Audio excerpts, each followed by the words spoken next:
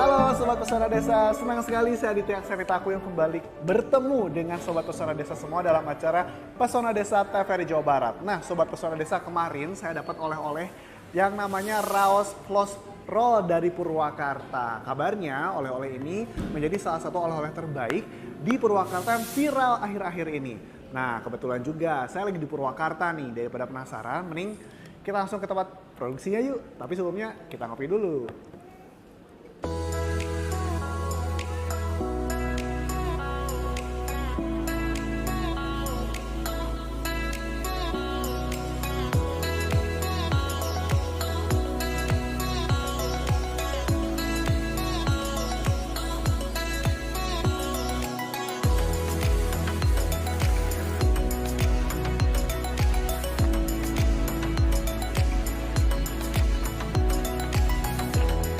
Akhirnya sampai juga nih. Nah, saya penasaran. Yuk, ngeliat langsung aja oleh-olehnya kayak gimana.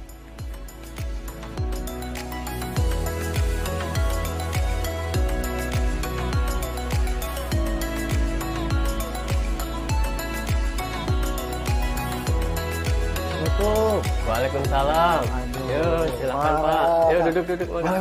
Ya. Aduh, ini Ya. ada banyak nih Pak. Ini ada apa aja sih Pak? Oh, ini produk kita Pak, roti gulung. Roti gulung. Betul, Iya. tadi saya lihat di depan tuh ada Iya. floss roll gitu ya Pak. Ini salah Iya. satunya. Ya, ini produk kita semuanya. Oke Pak.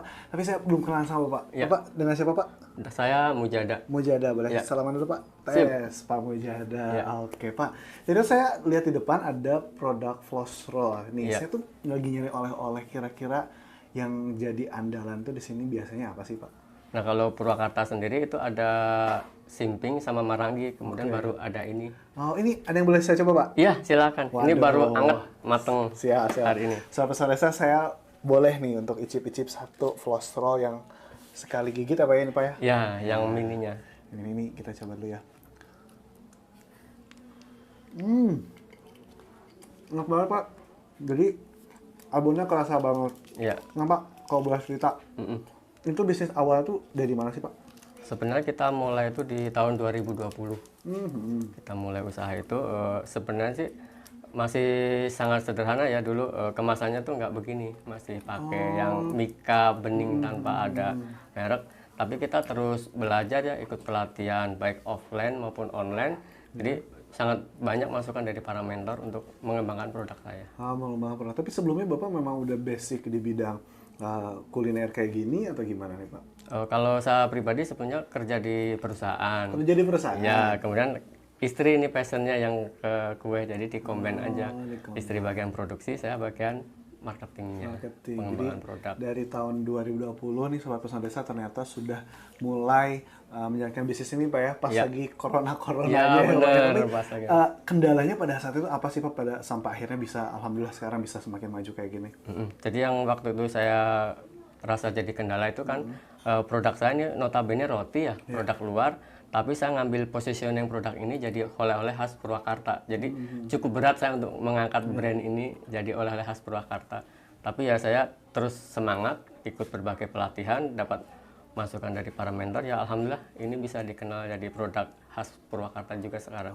Oke, tapi untuk prosesnya ini sendiri ada berapa lama sih Pak? Dari mulai masa uji coba, mungkin coba gagal, itu tuh ada berapa lama Pak? Oh iya, ini awal 2020 itu kita memang iseng ya tadinya, nyoba resep dari Google, ternyata ada peminatnya, kita mulai ikut kelas itu kan, mulai dari ngasih nama produk, ganti kemasan itu kurang lebih setahun. Kita juga memperbaiki itu tidak hanya dari kemasan, tapi dari kualitas produk. Kita ikut juga pelatihan ketahanan pangan. Jadi ada mentor dari konsultannya Indomaret waktu itu.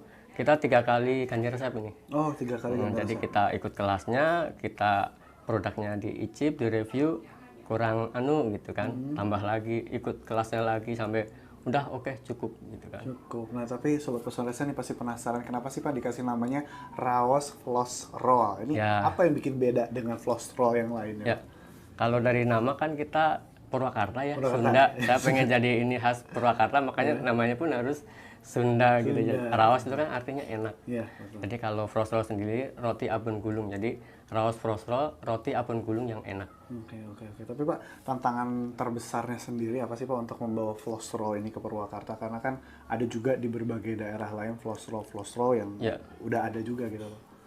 Jadi kalau tantangan terberat itu kan kita produk roti basah ya. Jadi di masa expire. Ini kan di suhu ruang hanya tahan 4 hari. Nah ini ketika tamu yang beli itu membawa oleh-oleh keluar kota, keluar pulau, yang diberi ini ketagihan, kita kesulitan. Makanya kita berinovasi bagaimana caranya supaya awet tanpa bahan pengawet. Dalam waktu setahun kita berkreasi terus lah diutak-utik, lahirlah yang ngepros ini tahan 1 tahun. Tahan 1 tahun. Ya, jadi solusi untuk yang jauh kayak kemarin kita ngirim ke Makassar, Pontianak kayak gitu. Kita yang kering gitu, aman. Oke. Pak, saya jadi penasaran ingin lihat proses produksinya kayak gimana. Karena ini juga ada yang model kayak bagelannya gitu ya Pak, yang kering tadi ya Pak ya. Yang awet. Boleh nggak Pak saya lihat ke dalam untuk proses sebelum saya juga mau bawa oleh-oleh buat keluarga. Siap, kebetulan lagi proses. Kebetulan. Waduh, Sobat Pesona Desa. Yuk kita langsung ke sana aja.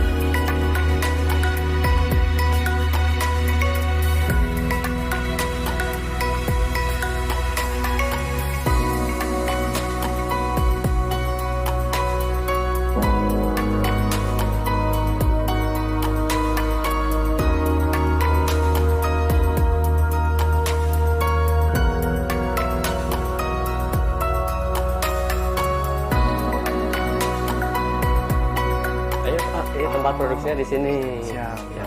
Jadi memang setiap hari produksinya di sini ya Pak ya? Iya, ini tempat produksi kita. Oke, Pak, saya penasaran nih sehari itu bisa memproduksi berapa banyak roti sih Pak? Oh, kalau untuk yang basah kita tiap hari itu produksi sekitar 30 dus gini 30 untuk dus di outlet. Oke. Nah, nanti ketika di outlet udah mulai tipis nih, kita info lagi ya, kita keluarin, kita bakar lagi. Oh, gitu. Nah, kemudian ini untuk yang kering kita bisa stok ya. Bisa nih tahu karena memang bahannya bisa tahan lama juga. Tahan Pak, lama, ya? iya. Nah, berarti kalau misalnya satu bungkus ini isinya ada berapa Pak? Yang ini ada 5, kemudian kalau yang mini ini 6 isinya. Oh, tapi mini. gitu. Berarti ukurannya. kalau dihitung-hitung 30 dus langsung kirim ke outlet, lumayan banyak juga ya Pak? Berarti produksinya Pak ya? Ya lumayan, alhamdulillah. Oke. Dan biasanya yang jadi kesulitan untuk bikin floss roll itu apa sih Pak? Karena kan mungkin berbeda dengan roti-roti yang lain gitu Ya. Pak. Untuk yang masih agak sulit, kita abonnya itu kadang di pasaran nggak ada. Oke. Itu untuk bahan baku yang lain sih, alhamdulillah ada gitu ya. Ada. Tapi ada teknik khusus nggak sih Pak? Mungkin dari Ibu tuh kayak motongnya harus presisi atau gimana Oh, sih? kalau itu ya kita coba supaya sama, cuman karena nggak ada ukuran ya, cuman ya dikira-kira aja. Oh, kira-kira. Tapi kan karena udah sekian lama kita ini, udah tahu kira-kira ukurannya. Jadi Sobat Pesona Desa ini setiap hari produksi sekitar 30 box, langsung akan dikirim lagi ke outlet. Satu box itu ada yang tadi ada yang isi 5, ada yang isi 6 juga. Jadi banyak. Dan juga saya penasaran ini yang bagelannya ini atau yang dikeringkan itu seperti apa, karena tadi Bapak bilang bisa bertahan sampai 1 tahunan ya Pak ya? Iya, 1 hampir tahunan. 1 tahun. Kalau yang basahnya bertahan 4 hari suhu 4 hari ruang. suhu ruang. Kalau di kulkas seminggu. Kalau di kulkas seminggu, Iya. waduh keren banget Pak. Kemudian nih Pak, dari abonnya sendiri memang udah harus abon yang sapi kah, atau yang ayam kah, atau yang gimana Pak? Nah, untuk saat ini kita masih baru abon ayam. Cuman kedepannya kita mau adain juga sapi. Cuman lagi nyari-nyari supplier yang cocok gitu ya. Oh, cari supplier yang cocok. Iya. Kemudian ya Pak, ini kan ada yang apa yang kering ini Pak. Biasanya konsumen itu apa sih Pak yang testimoninya gitu dari para konsumen ini? Oh ya, kalau yang kering ini sesuai nama yang kita berikan kan keras. Jadi saat digigit itu memang bunyi keras keras keras. Jadi udah terbayang ini tuh renyah gitu kan. Renyah rotinya, berlimbah abonnya. Oke, tapi ada konsumen yang nyeleneh nggak sih Pak? Konsumennya yang ngelihat, ini kok yang kering ini gimana gitu, kok lebih tipis atau gimana gitu Pak? Oh ya, memang sempat ada yang apa ya? Nyangka mungkin Ada ya. yang nyangka. Dikiranya Oh, itu iya. tuh kita olah dari yang expirednya ini gitu. Padahal ya alhamdulillah ini habis-habis aja gitu, nggak pernah ada yang expire gitu. Oke. Ini kita memang bikin dari fresh dari awal. awal. Prosesnya ini kan sedang proses ya. Jadi bukan dari yang expire nggak laku kita olah, bukan. Oh, bukan. Dari ukurannya pun berbeda. Iya. Jadi sama kesan saya. Jadi ada aja ternyata konsumen yang nyeleneh dikiranya yang bagelen karena lebih tipis ya Pak ya, lebih nggak setebal yang basah gitu, malah disangkanya bahan yang udah expire gitu. Padahal Iya. sebetulnya semuanya itu dibuat fresh, baru, dimasak lagi dari awal ya Pak, Iya, ya, gitu. iya benar. Pak, kalau yang bagelen ini biasanya dipanaskannya itu berapa lama sih Pak? Nah, untuk ini prosesnya jadi lebih panjang ya, karena setelah kita potong-potong gini kan nggak langsung diabonin, Oh ya. terus nggak langsung di oven ya, tapi kita simpan dulu di suhu ruang, jadi supaya rotinya itu lebih agak keras, lebih enak untuk proses ngoles mayonesnya untuk nempel-nempel abon. Nah, setelah ini didiemin dulu, nggak langsung masuk oven gitu kan. Setelah itu baru di oven dengan suhu yang kecil tapi lama. Kalau kita paksakan dengan suhu yang tinggi, gosong.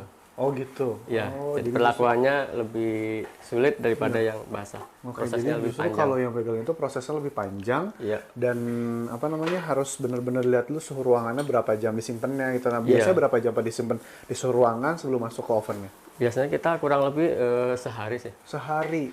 Soalnya kalau dipaksakan sehari jadi itu, ya itu gosong, terus ngembangnya pun nggak maksimal. Ngembangnya nggak maksimal. Jadi sobat nggak pesan bagus. desa, kalau untuk yang proses pembuatan yang bagelan atau yang keringnya tadi, ternyata prosesnya lebih panjang. Nggak langsung ditempelin abonnya ya Pak ya, tapi harus simpan dulu di suhu ruangan sekitar 1 malam ya Pak ya, atau Iya. seharian. Kemudian baru nanti diolesin mayonesnya, tuh kayak Iya. mbaknya lagi ngolesin mayonesnya. Iya. Habis itu ditempelin abon. Ya. Itu juga nggak langsung dimasukin ke Oven. jadi Iya. didiemin lagi Didiemin 1 dulu. malam lagi, baru nanti bisa dimasukin ke oven dengan suhu yang panas tadi apa ya, biar nggak Iya. terlalu gosong. Oke Pak, kalau packingnya juga di sini berarti? Ya, di lokasi ini juga. Oke, saya boleh lihat Pak? Ayo, silahkan. Siap. Yuk, Sobat Pesan Desa.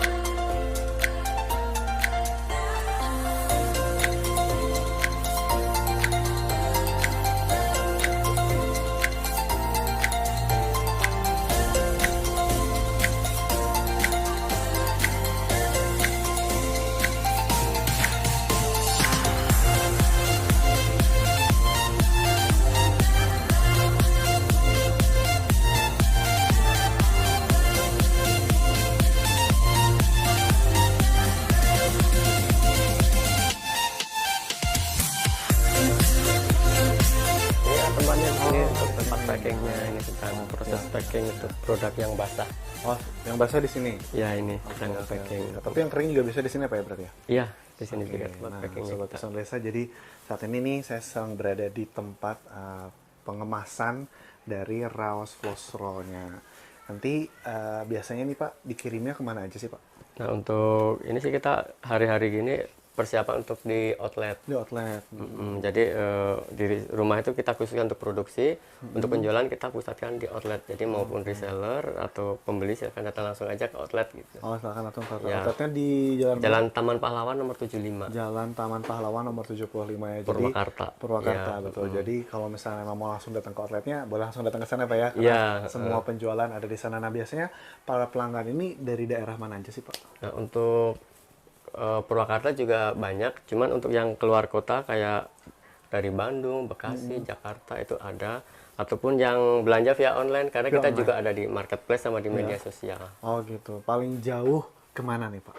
Kalau paling jauh ya ke Singapura. Singapura. Wah, luar biasa sekali sobat-sobat saya. Jadi yang dari Purwakarta bisa nyampe ke Singapura. Itu Iya. gimana Pak awalnya bisa sampai ke Singapura kayak gitu? Itu memang kalau yang pelanggan beli itu alhamdulillah kalau pelanggan tuh suka bilang ya, Ya. Pak saya mau ke Bandung, Pak saya mau ke Jakarta, ke Papua, ke Singapura gitu kan. Singapura luar biasa kan sobat pesan desa. Jadi bisa sampai ke Singapura dan tentunya review dari para customer juga bagus gitu ya Pak ya. Ya, justru promosi yang paling efektif review dari customer kita di tag di medsos gitu Oh kan, gitu, review mereka. betul. Jadi ada testimoni gitu sobat pesan desa. Ya. Nah biasanya nih Pak kan kadang-kadang ada yang jauh tapi pengen yang basah. Itu gimana nih Pak biasanya menghadapi customer-customer yang kayak gitu? Ya itu tetap kita cek dulu di ekspedisi ya. Oke, dicek dulu. Harus yang kilat. Karena kalau di luar itu kita nggak bisa ngasih garansi. Nggak bisa ngasih Kecuali memang pembelinya nekat gitu ya. Pokoknya yang penting nyampe ke sini gitu kan. Tapi ada apa yang kayak gitu? Ada. Yang penting barang nyampe mau basi mau enggak itu urusan saya. Itu ada gitu. seperti itu karena Oke, saking oke. pengennya. Saking pengennya gitu. Iya. Pak. Jadi sobat pesan desa ada ternyata customer yang sengaja udah deh nggak apa-apa yang penting nyampe gitu Iya. ya. Mau yang basah Penasaran. juga karena kan tadi kalau Bapak bilang ini yang basah ini bertahan di suhu ruangan sekitar 4 hari, ya. kalau di kulkas ini bertahan seminggu Iya, gitu ya, Pak. betul. Nah, kalau dari rasa nih Pak, tadi kan kita udah bahas jenisnya nih, ada Iya. yang kering, ada Sampai yang basah. basah. Nah, Iya. kalau dari rasanya sendiri gimana nih Pak? Ada Ya kalau cita rasa sih nggak jauh ya. Cuman yang sangat mencolok itu di tekstur kan. Tekstur, Kalau yang basah kan pasti empuk rotinya. Ya. Kalau yang kering keras itu tadi, renyah Oke, gitu ya. Terus juga tadi saya kalau lihat ada yang basah, ada yang pedas, ada yang biasa, Original. ada yang original. Nah, Iya, itu varian. biasanya kalau customer pesennya lebih banyak yang mana Pak? Yang pedas atau yang original? Untuk favorit original. Oh, Karena tetap kan yang original lebih masuk ke semua ya. Kalau pedes kan belum tentu suka pedes. Suka semua ya betul. Tapi nanti ke depannya nih Pak akan ada rasa-rasa baru nggak sih Pak yang diciptakan? Oh iya, kita sih masih dalam progres apa ya, mencoba-coba gitu ya. Untuk kedepannya mau nambah sapi, terus kita juga punya PR ataupun masukan supaya lebih greget jadi oleh-oleh khas Purwakarta, harus masukin unsur produk khas Purwakarta. Waktu itu tantangannya antara Simping dan Marangi. Oh Ya. gitu. Karena Simping jauh nggak mungkin, yang sangat mungkin itu Marangi, tapi kita masih coba-coba dulu, belum nemu resepnya katakanlah begitu. Nanti kita insya Allah kita viralkan juga Viralkan itu lagi ya Pak ya. Karena ini varian enak banget baru. nih sobat pesona desa kalau nanti main ke Purwakarta wajib banget coba floss roll dari Raus Floss Roll ini ya Pak ya. Karena enak banget. Tapi Pak ada perbedaan nggak sih Pak kemarin pas Lebaran? Karena kan biasa Lebaran ini jadi momentum kue-kue kayak gini atau roti-roti gini dipesan sama customer gitu Pak. Oh iya, karena kalau tiap Lebaran kan kita juga ngeluarin cooker ya. Oh gitu. Jadi tetap jualan cooker tetap, ini juga tetap gitu, tetap jalan. Jadi malah masuk kayak ke hampers, ke parcel seperti ini. Oh iya Ini kan kita juga melayani yang custom. Nah sekarang di Purwakarta itu udah mulai apa ya kayak tren baru untuk acara seserahan, untuk acara syukuran keluarga pakai ini. Cuman kemasannya nggak begini, jadi custom kayak tumpeng, gitu. pakai kemasan mika terus kayak seperti itu gitu untuk seserahan gitu ya, tapi Pak ya. isinya ini. Isinya floss roll Floss gitu. roll, iya. Sekali. Terus jadi ada inovasi-inovasi baru yang dikeluarkan juga dari UMKM ini ya Pak ya biar nanti bisa tetap dicintai oleh masyarakat, apalagi target dari Bapak tadi ingin itu menjadi oleh-oleh khasnya dari Purwakarta mengalahkan sate Marangi dan simping tadi ya Pak ya. Jadi bukan mengalahkan sih, kita memperkaya khasanah kuliner Purwakarta. Karena biar lebih dikenal lagi. Iya, di masyarakat. jadi ada alternatif lain selain sate Marangi, simping, sekarang ada roti. Roti, luar biasa. Pak, kita boleh keluar lagi Pak? Sekalian saya mau lihat nih mana aja yang mau saya bawa pulang untuk orang Siap, di rumah. enggak? Siap. Yuk, Yuk, Pak. silakan.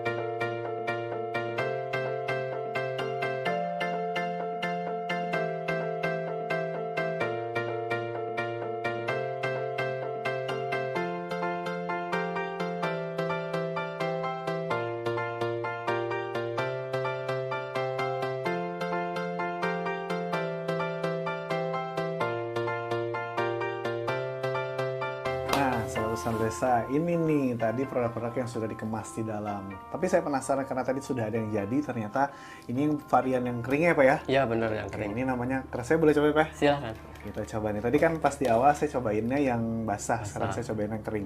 Apakah keras-keras kayak Pak? Kita coba Iya. ya Pak.